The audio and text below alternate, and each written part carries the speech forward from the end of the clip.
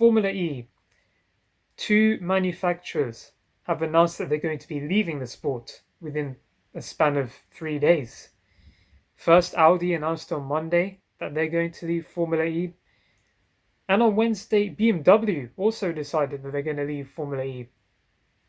And that got me wondering, is Formula E dying? Now, I'm probably overreacting, it's probably absolutely fine, but for a sport which I thought was hogging in all the manufacturers are going to Formula E and leaving every other motorsport. Two teams leaving Formula E.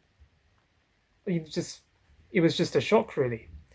So I'm going to be discussing why is Formula E not doing maybe as well as we all thought it was going to do. What are the main problems with the sport? And what does the sport need to do in order to gain new manufacturers?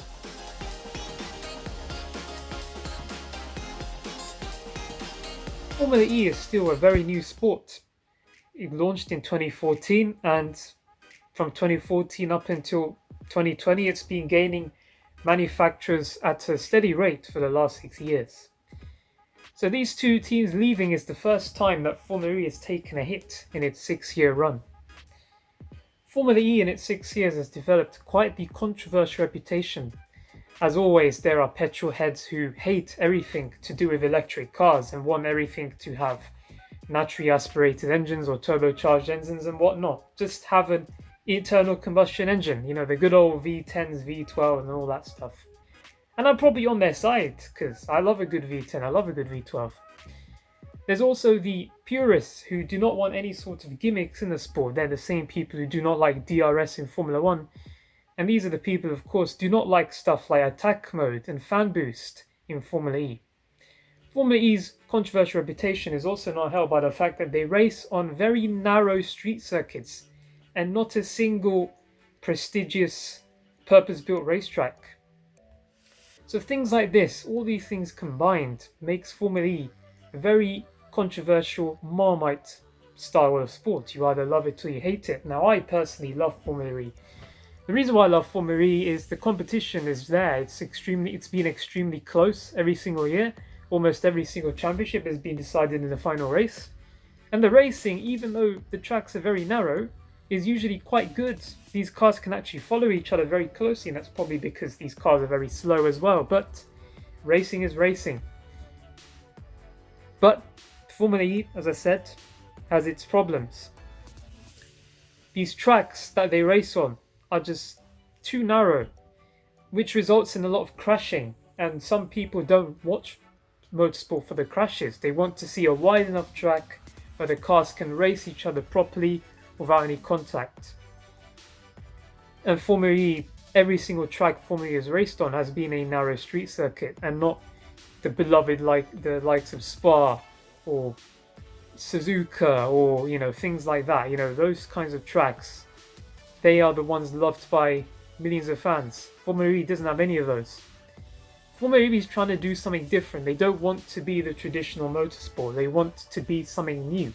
They want to be something quirky. They want to be something different that appeals to a more younger audience.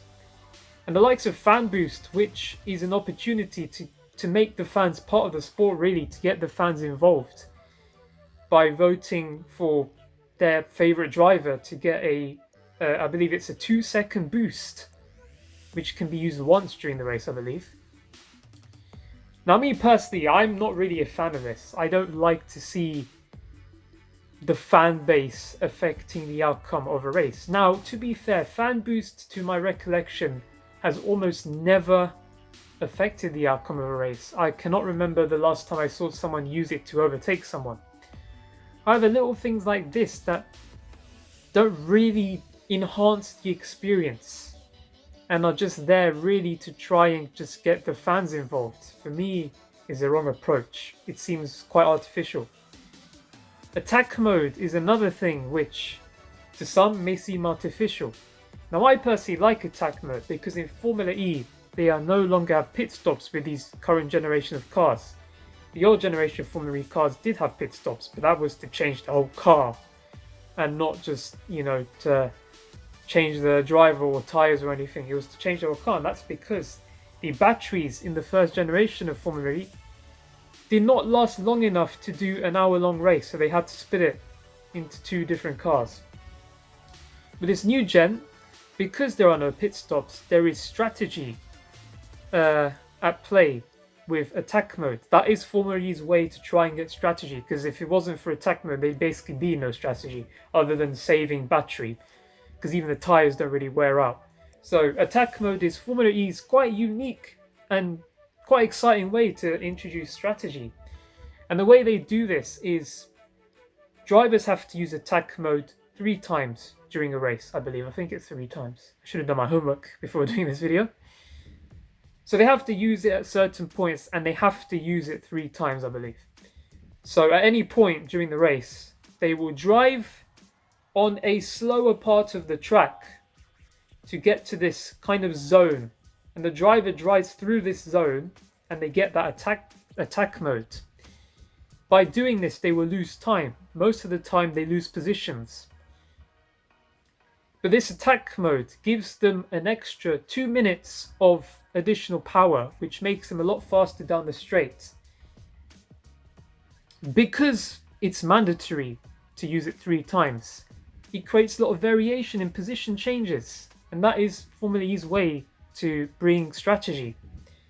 Now, me personally, I'm a big fan of this. I think I've never seen anything like this in the sport. And personally, is it gimmicky?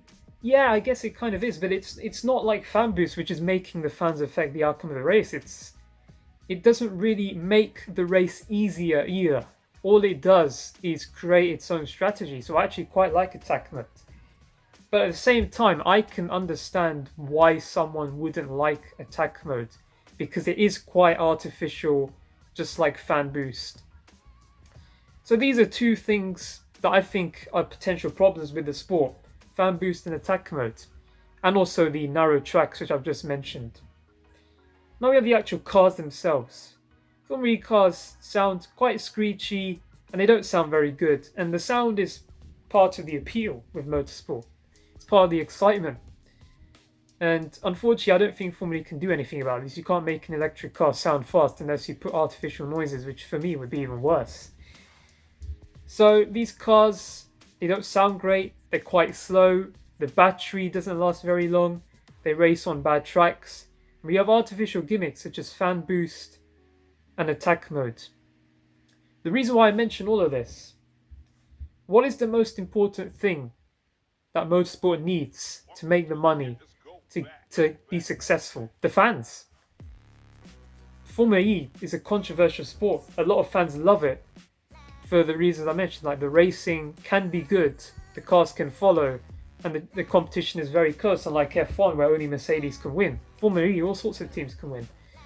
But at the same time, you have the fans who love the competition and the closeness, but then there's also the fans, the purists, the petrolheads, who do not like Formula E because of its artificialness, and the sound isn't particularly good and they're very slow. Formula E, by doing something different, might have brought in new fans who maybe don't even watch Formula 1, but at the same time, it has alienated a lot of the people who love motorsport away from Formula E. I see people on Reddit, people on Twitter saying, "Oh, I don't like Formula E, I think it's a really bad sport and I prefer Le Mans and Formula 1 and touring cars and all these other motorsports." Because they're less artificial and they're a bit more raw and a bit more like the motorsport they know and love. Formula E is doing something different. And that's the problem. You know, if the fans are not watching the sport, maybe Formula E is losing money, and maybe these manufacturer teams are seeing this and thinking Formula E is not building the momentum that we all thought it was going to build. And maybe it's too early. Because, as I mentioned earlier, the cars are not powerful enough, or they don't have the endurance because the battery doesn't last long enough, so they can't actually race on proper tracks, which I should have mentioned. They have to race on tracks that have a lot of heavy braking zones and short straights, because all that time you spend on full throttle in a Formula E car, that means the battery is going down and down. And the battery in a Formula E car does not last anywhere near as long as the fuel tank in a Formula 1 car, which is why the races are only an hour long. Actually, they're 45 minutes now. Actually, they're even shorter because of the one car that we have now, rather than the two that we had before. So are these manufacturers thinking, this is not the progress I need? I need these cars to last longer. I need them to last 2 hours. I need them to race on these purpose-built tracks. Bring in the fans. Make Formula E grow to be this big motorsport, the Premier Electric Series. Because it doesn't feel very Premier at the moment. And it pains me to say this because I am a Formula E fan. I'm a big fan of Formula E. I've been watching it. I've watched every single race since Beijing 2014 because it's just a laugh. But the Formula E doesn't feel professional enough. It feels very cheap, artificial, almost Mario Kart like, and that alienates fans. And potentially, because the development is not really what the manufacturers want, the battery does not last long enough. Maybe it's luring these manufacturers away from the sport. Maybe they want to go back to Le Mans with their new format they have. And BMW now leaving. This is a sign. Formula E maybe needs to do something. Maybe change its format a bit. Maybe, develop a better solution for the batteries to make them last longer. And maybe cut out the fan boost and really promote put these cars on actual racing tracks. The tracks that people want to see instead of these parking lots. I think not only you bring the fans into the sport will grow. You have the manufacturers who see the progress that the sport is making and they'll want to stay instead of leaving. So maybe all these problems that Formula E has is maybe the reason why the manufacturers are leaving. Also have to remember, because Formula E is such a new sport, it's not as marketable. The Formula E name is not very marketable compared to Formula 1 or the World Rally Championship or MotoGP. All these brands are very marketable. Formula E is not. So they need to do that. They need to address all these problems in order to grow and become marketable. And maybe that's why all these manufacturers are leaving. Anyways, I just decided to have a discussion about the state of Formula E right now with these two manufacturers leaving, and just kind of illustrate my points on why I think Formula E is not growing as much as it should be.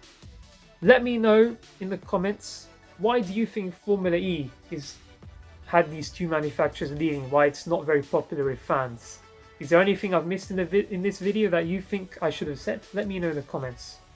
Anyways, have a great day, thank you for watching, and take care.